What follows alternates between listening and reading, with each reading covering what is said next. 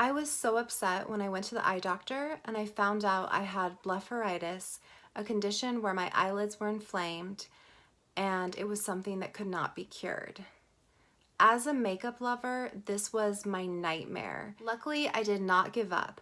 I did my own research and I found out a natural way to successfully treat my condition. I discovered We Love Eyes, which has products with all natural ingredients to clean your eye area, and it also has tree tea oil, which kills demodex mites, which were what was causing the inflammation of my eyelids. I used the tea tree makeup remover oil to clean off all of my makeup and my eyelids. I followed that up with the tea tree foaming cleanser. I can now wear makeup like before, including false lashes, for a night out.